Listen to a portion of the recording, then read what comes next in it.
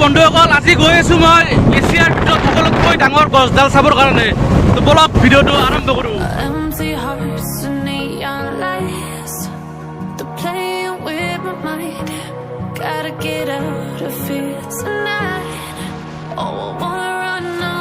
আহি পাই গ'লো এছিয়াৰ সকলোতকৈ ডাঙৰ গছডাল থকা থানখন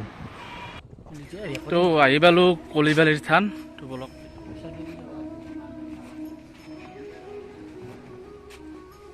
তো বন্ধুসকল এই কলিবাৰীৰ থানতে আছে এছিয়াৰ সকলোতকৈ ডাঙৰ গছডাল মানে এছিয়াৰ ভিতৰত 2 নম্বৰ গছডাল তো বলক গছডাল চাওঁ এইডালে হৈছে সেই এছিয়াৰ ভিতৰত সকলোতকৈ ডাঙৰ দ্বিতীয় গছডাল চাওক কি ডাঙৰ গছ চাৰিওপিনে শিপাৰে পূৰা আৱৰি থৈছে গছ এডালে কিন্তু চাৰিওপিনে গৈছে গছডাল বিয়পি গৈছে চাওক সঁচাকৈ ভাই কিবা এটা গছডাল দেখি মোৰ আচৰিত লাগিছে দেই ইমান ডাঙৰ গছ এডাল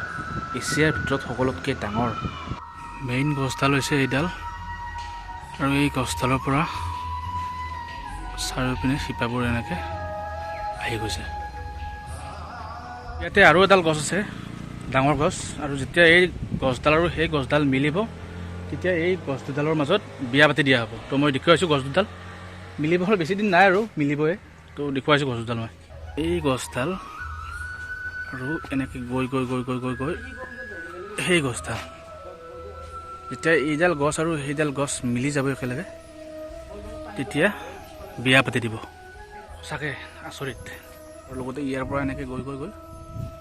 এইফালে আহি পেলাই এইডাল গছ আৰু মন্দিৰটো চোৱা চিতা কৰাৰ কাৰণে এজন দাদা আছে তো মই গছডালৰ বিষয়ে অলপমান সুধিছোঁ বাৰু দাদাক গৈ পেলাই দাদাজনক মই সুধিছোঁ বাৰু গছডালৰ বিষয়ে কিছু কথা গছডালৰ বয়স কিমানমান হৈছে আনুমানিক 209 বছৰ 209 বছৰ আৰু এই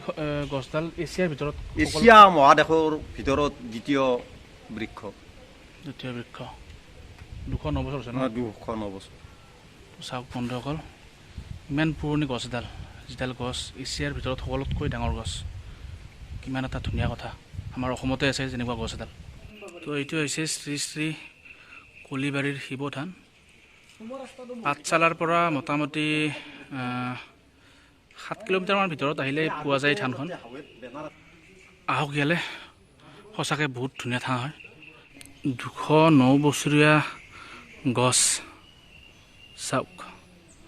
তো বন্ধুসকল এটা মই শ্বৰ্ট ভিডিঅ' বনালোঁ সঁচাকৈ ইয়ালৈ আহি বহুত ভাল লাগিল মোৰ আহক ইয়ালৈ সঁচাকৈ কৈছোঁ বহুত ভাল পাব বহুত ভাল লাগিব যদি ভিডিঅ'টো ভাল লাগিল লাইক কৰক শ্বেয়াৰ কৰক লগতে চেনেলটো ছাবস্ক্ৰাইব কৰি থওক কাৰণ আগলৈ এনেকুৱা ভিডিঅ' বহুত আহিব মোৰ তো ভিডিঅ'বোৰ চোৱাৰ কাৰণে চেনেলটো ছাবস্ক্ৰাইব কৰক আৰু সকলোৰে মাজত শ্বেয়াৰ কৰি দিয়ক থেংক ইউ